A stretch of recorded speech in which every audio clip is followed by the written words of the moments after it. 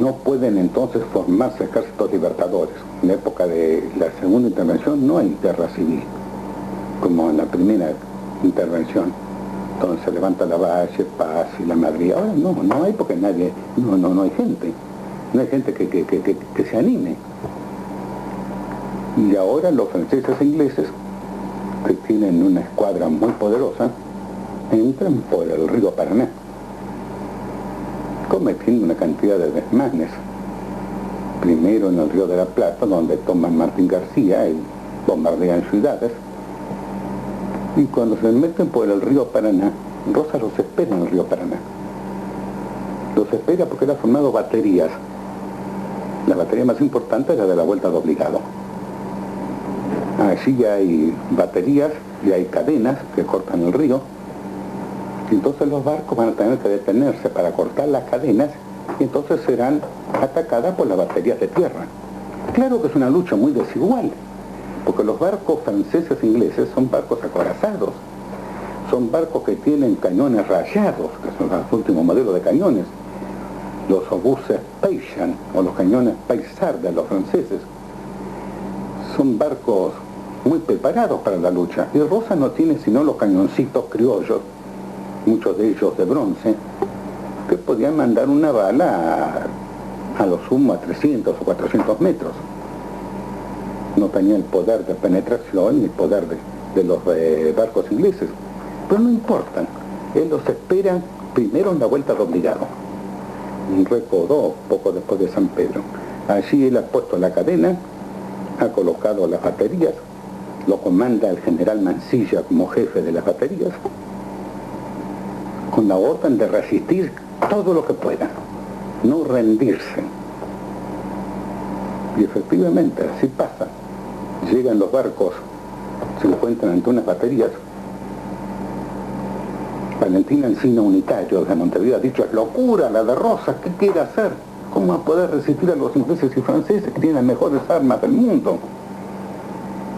Solamente un loco puede hacer esto. Pero es una heroica locura. Cuando se acercan los barcos franceses e ingleses, Mansilla da la orden de fuego y luchan todo el día 20 de noviembre del año 45. Caen muchos argentinos, pero como dice Rosas, los gringos no se la van a llevar de arriba. Caen también muchos ingleses y franceses y quedan averiados para muchos de sus buques. Consiguen al final romper las cadenas y cruzar, pero ¿a qué costo? ¿Podría ser beneficiosa una guerra así? Cuando llegan las noticias a Londres y a París de la Vuelta de Obligado, que después fue continuada porque los barcos que cruzaron la Vuelta de Obligado fueron vueltos a atacar en Ramallo, en el Tonelero, en San Lorenzo, en donde hubiera un recodo del Paraná, donde Mansilla transportaba los cañoncitos criollos a lomos de caballo o de lomos de mula, y los establecía como se podía y les seguía tirando a los ingleses y franceses. Y les hacía su baja tras baja a ellos y a navíos de transporte, porque se llamaban navíos de transporte mercantil, que querían llevar hasta Paraguay y que no llegaron. No pudieron llegar porque no fue imposible. Y cuando llegan las noticias de Inglaterra y Francia, los franceses un poco más, diremos, patrioteros, se entusiasman y hablan del triunfo de Obligado. Y hasta llevan unas banderas que tomaron a Obligado, que no eran banderas de guerra, sino banderas que tomaron en unos botes, en triunfo hasta la tumba de Napoleón. Y bautizan a una calle de París con el nombre de Obligato. Pero esos son los franceses, que son patrioteros y que ellos no han gastado tanto, porque la plata sobre todo es inglesa, pero los ingleses, que les cuesta mucho dinero, no reciben aquello como un triunfo. Es muy caro luchar contra Rosas. ¿Qué se gana con eso? ¿Vamos a poderlo vencer a Rosas? Ya casi oye la voz de San Martín, que el viejo estaba en Francia y seguía atentamente lo que pasaba en su patria. Y la Vuelta de Obligado lo ha entusiasmado. Y San Martín escribe a su gran amigo Guido, diciendo: me gusta la acción de Obligado. que ha demostrado que los argentinos, pocos o muchos, sin contar los elementos, somos capaces de detener a las naciones más poderosas del mundo, que han aprendido ahora que los argentinos no somos empanadas que se comen con solo abrir la boca. Y hasta explica San Martín, además de las cartas obligadas, publica en los diarios, en Bélgica, en un diario belga, pero para que lo lean, lo publica en francés, para que lo lean los franceses y lo lean los ingleses, la opinión del mejor general argentino sobre las ventajas que pueden sacar Inglaterra y Francia de esta guerra. ¿Qué ganan? El río. ¿Para qué le sirve el río? Sirve, digamos, para navegar, pero si Rosas a cada momento va a poner cañones, va a poner cadenas, no sirve ni para navegar. ¿Pueden acaso tomar posiciones fuera del río? Imposible. Si quisieran, tal vez podrían tomar Buenos Aires. Con bombardear Buenos Aires, causar una masacre tremenda, donde morirían muchos habitantes de Buenos Aires que son franceses o ingleses, se apoderarían de Buenos Aires. Pero ¿cómo la mantienen? Porque Buenos Aires es una ciudad que tiene cerca de 100.000 habitantes en aquella época, una ciudad que produce alimentos. ¿Lo van a sacar de la pampa? No, Rosa, con retirar el ganado un poco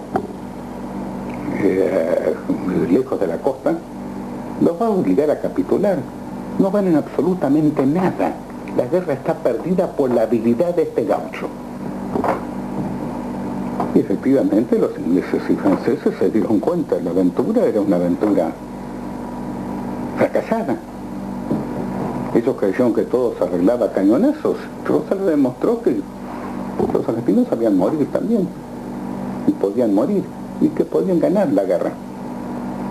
Podían ganar. Rosa estaba seguro que la ganaba. Cuando el primer ministro, los dos primeros ministros francés e inglés que vinieron a Buenos Aires, Lord Howden y el conde Walewski, dos altas autoridades diplomáticas, porque los franceses e ingleses, después de haber querido amedrentar, como ellos decían, a Rosas con una expedición naval de gran importancia, ahora van a hacer una expedición diplomática, dos grandes diplomáticos, para embarullarlo a este gaucho bruto, que todos los diarios decían que era un gaucho sin mayores letras, que su único prestigio era porque sabía andar a caballo, porque sabía bolear bien. Y Rosa se entiende con Howden y con Walewski y les plantea la paz. Podemos hacer la paz. Al fin y al cabo, entre Inglaterra y Francia y nosotros no hay una guerra nacional, es una guerra comercial. Ustedes quieren una guerra para ganar ventajas. Bueno, yo no les voy a dar las ventajas que ustedes pretendían, pero algo pueden sacar. Muy bien, te modificaría la ley de aduana. No, la ley de aduana no se toca. La ley de aduana es en beneficio de las industrias argentinas, industria manufacturera, pero eso no se toca. Yo lo único que les puedo permitir a ustedes es tratarlos como una nación amiga, pero sujeta a las leyes de todas las demás naciones. No habrá ventaja para Inglaterra y Francia. No solamente habrá ventaja, sino que Inglaterra y Francia se van a retirar de Montevideo, porque están apoderados por la fuerza de Montevideo. Lo han echado al presidente uruguayo, al general Oribe, y han puesto a un títere, a Rivera. Bueno, eso tiene que desaparecer. Tiene que volver Oribe a Buenos Aires, a Montevideo. Pero caramba, si Oribe vuelve a Montevideo, Oribe es capaz de incorporar al Uruguay a la Argentina. Eso pregúntenselo ustedes a Oribe. Si lo quiere hacer, ni ustedes se meten ni yo me meto. No se podía tratar con un hombre así. Esta es la paz. Pero hay algo más. Ustedes han hecho una guerra injusta. Ustedes han hecho una guerra sin ningún motivo, simplemente para ganar ventajas comerciales. Eso se paga. Eso tienen que pagarlo. Yo no les exijo dinero, pero tienen que pagar humillándose ante la bandera argentina. Pero ¿cómo es eso, gobernador? ¿Cómo vamos a humillar a Inglaterra y Francia, la primera nación del mundo, ante la bandera argentina? Sí, señor. nosotros vamos a erigir la bandera argentina y ustedes la tienen que saludar con 21 cañonazos sin contestación. O sea que nosotros no saludamos a la bandera inglesa y francesa. Ustedes desagradian la bandera argentina. Yo me limito a eso. Es el triunfo moral para la Argentina, además del triunfo físico que vamos a obtener porque ustedes sacan su imperialismo, Rosa no usa el palabra imperialismo, sacan sus pretensiones comerciales de Montevideo y se llevan a Garibaldi y a todas las tropas contratadas que tienen Montevideo, que han peleado por ustedes, se las llevan. Pero eso es muy difícil. ¿Cómo vamos a humillarnos ante la bandera argentina a Inglaterra, la primera nación de Europa, y a Francia, que junto con Inglaterra puede llamarse primera nación? Y Rosas le dice a Lord Howden, que es el que dice estas palabras: discúlpeme, mi lord. Eso lo he encontrado en el mensaje que hace Howden a su gobierno, de las entrevistas con Rosas. Discúlpeme, mi lord, le dice Rosas. Inglaterra y Francia serán las primeras naciones del mundo en Europa, pero aquí la primera nación, la Confederación Argentina. ¿O no? Sí, lo era porque peleaba, y ganaba. Muy bien, tuvieron que firmar y tuvieron que humillar a Inglaterra y Francia ante la bandera argentina. Acá está la política de Rosas de defensa de la soberanía. Y finalmente, como último punto, la política que Rosas llama de la defensa de las naciones americanas, si se entiende hispanoamericanas, ante los estados comerciales, o sea, los imperialistas. Porque había que apoyar al Uruguay, que estaba dominado por Inglaterra y Francia. Había que apoyar a Bolivia, que tenía también su intervención inglesa allí. Había que protestar porque los ingleses quisieron tomar Ecuador. Decía, no tomar. Y sí, pero en cierto momento ellos apoyaron la expedición de Flores. Toda esa obra que hace Rosas con el archivo americano y la ayuda que promete a todos estos países y que la cumple, en el caso de Bolivia los apoyó en grande para terminar con el poderío militar que había en Bolivia y levantar la figura de un caudillo popular, un curioso caudillo de gran prestigio, Manuel Isidoro Belso, que será desde entonces un firme aliado de Rosas. Todo esto hay que hacerlo por lo americano, por nosotros. Y él estableció en las leyes de la provincia de Buenos Aires, y la hizo establecer en las leyes de distintas provincias, que no había diferencia entre los habitantes de cada país de América. Y cuando al hacer los tratados con Inglaterra y Francia quisieron que se tratara a los ingleses y franceses con benevolencia entre todos los demás extranjeros, Rosas no aceptó porque dice, hay extranjeros y extranjeros. Hay extranjeros con los cuales no tenemos nada que ver, que vamos a poner en el mismo estado que ustedes. Pero hay personas consideradas extranjeras legalmente que son nuestros hermanos, como son los de los países hispanoamericanos, y a eso lo tenemos que dar ventajas. Entonces se estableció que la Argentina podía dictar leyes que favorecieran a los países hispanoamericanos, sin por eso estar obligados a favorecer a Inglaterra y Francia. Esa fue la política de Rosas. Esos 4 puntos es lo esencial de la política de Rosas. Son los 20 años más nacionalistas, más poderosos de la Argentina. Bueno, tenemos que seguir en otra clase. ¿Se ve el micrófono?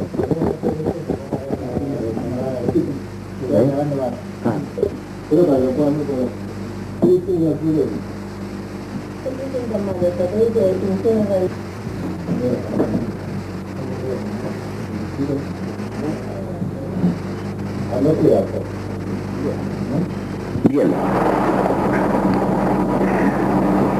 La Argentina popular, nacionalista, heroica, de los tiempos de Rosas, cayó en 1852, en la batalla de Caseros. No cayó por voluntad de los argentinos. La batalla de Caseros, como lo definió y lo dijo muy bien el general Perón, fue una alevosa traición. Porque la Argentina estaba en guerra con el Imperio de Brasil, guerra que no figura en la historia nuestra, la historia común, porque la historia nuestra está toda tergiversada. Esta guerra fue declarada el 18 de agosto de 1851 y era una guerra que la Argentina la ganaba. Tenía dos ejércitos poderosos, uno el ejército de operaciones mandado por el general Urquiza, gobernador de Entre Ríos, y otro el ejército que se llamaba aliado de vanguardia, mandado por el presidente de la República Oriental, pero aliado de la Argentina, Manuel Oribe. Contra ellos Brasil no tenía nada más que su dinero.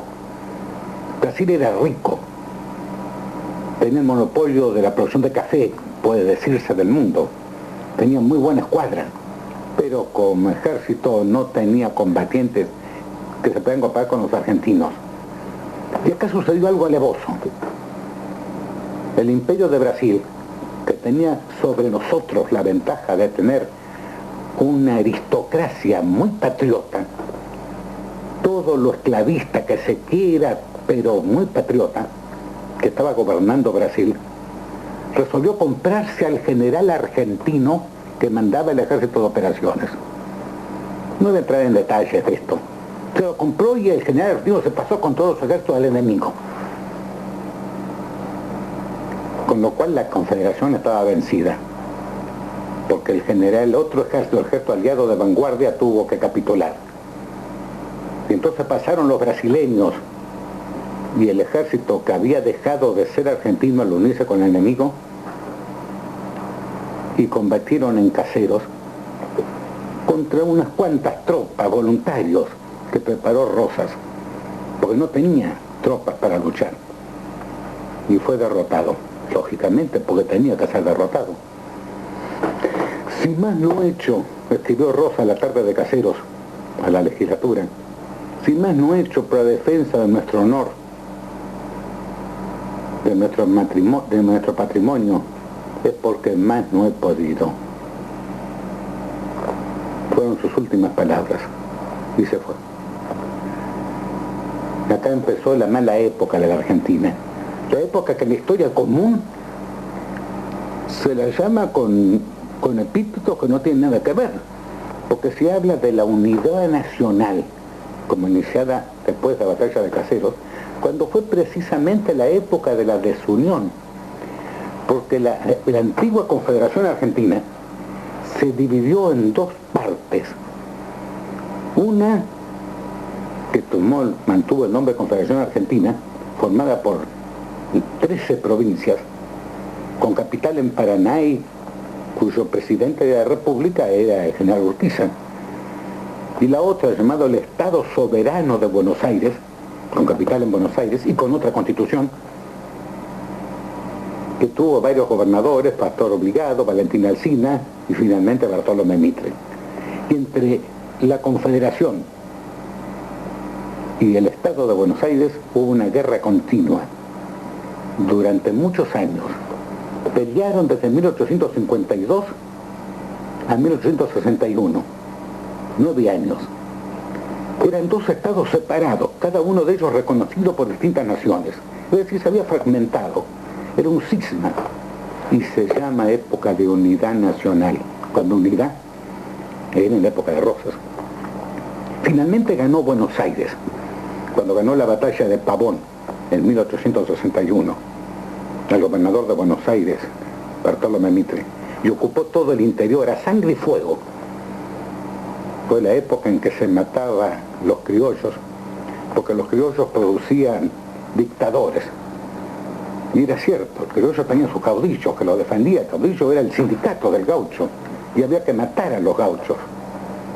No ahorres sangre de gauchos, es lo único que tienen de humano, clamaba Domingo Faustino Sarmiento a Mitre pocos días después de la batalla de Pavón. Es un abono útil que debemos hacer a nuestro país. Se mataron gauchos hasta decir basta. Esta época, la época de la ocupación del interior, la época que motiva el levantamiento del Chacho, el levantamiento de, más tarde, de Felipe Varela, de Sá, de tantos otros caudillos, meros representantes de una Argentina que desgraciadamente se iba, una Argentina en la cual se sacrificaba a toda esa gente, se quería hacer una nueva Argentina, una Argentina sin argentinos, una Argentina sin gauchos, porque eso eran malos elementos.